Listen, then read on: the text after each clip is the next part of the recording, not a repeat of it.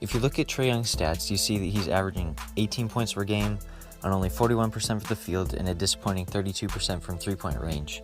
This is definitely not a stat line that you'd expect from a prolific scorer like Young showed he could be during his time at Oklahoma.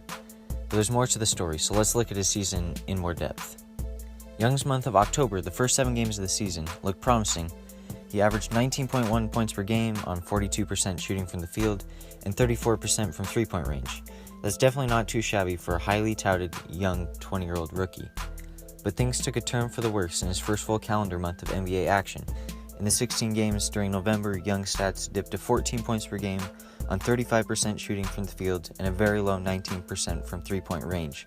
I mean, not even Russell Westbrook is shooting that poorly from three.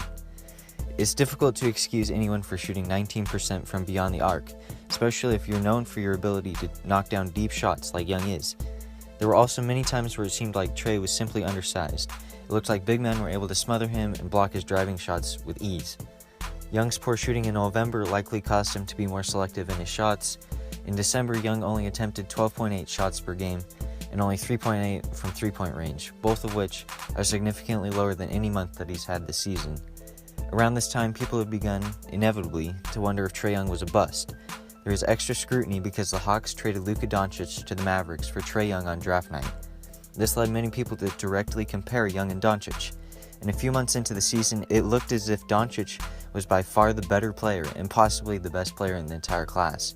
Doncic seemed much more confident as a young player and was even showing off difficult skills like his signature step back and clutch factor.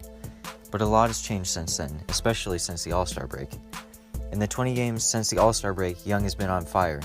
He's been averaging almost 25 points per game on 44% shooting from the field, 36% from three, and 87% from the free throw line. Young even went from a negative 8.7 net rating prior to the All-Star break to a positive 1 net rating post-All-Star break, which is a drastic difference. While a few statistical percentage points may not seem like a significant difference, they have a noticeable effect on Young's games. Essentially, Trae Young is back to the exciting Trae Young that we came to know and love while he was at Oklahoma.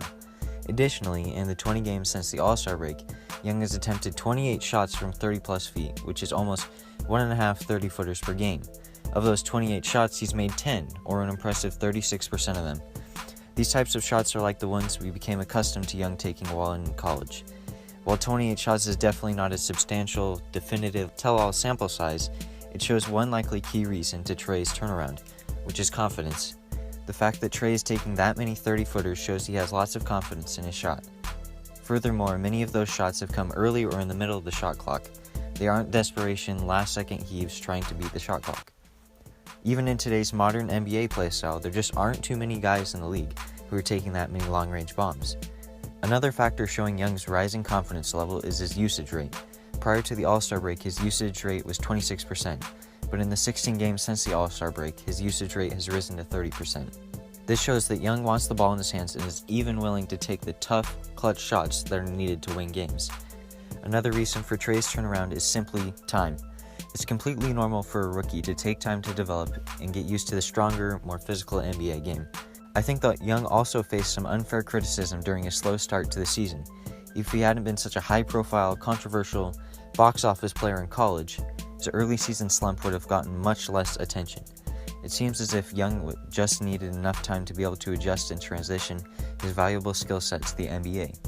I think it's also important to point out that many guys are held to unrealistic expectations right when they come into the league.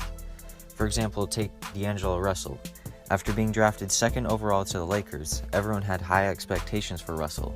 However, things on and off the court didn't go as planned, and the Lakers traded Russell to the Nets. And anybody who follows the NBA would know that in his second season with Brooklyn, Russell has flourished into a star. Russell is only 4 seasons into his NBA career and is only 23 years old, but just a couple years ago, Russell was largely considered to be a bust. Recently, Russell's former teammate Lou Williams was asked about Russell's rise to stardom. Williams said that he's not a late bloomer at all. I think people expect you to be a star right away nowadays.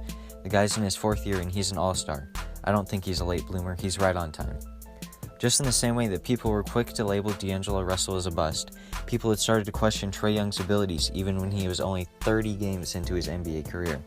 So the next time you want to jump to a conclusion and label a guy as a bust, step back and give them some time, because people like Trae Young will prove you wrong.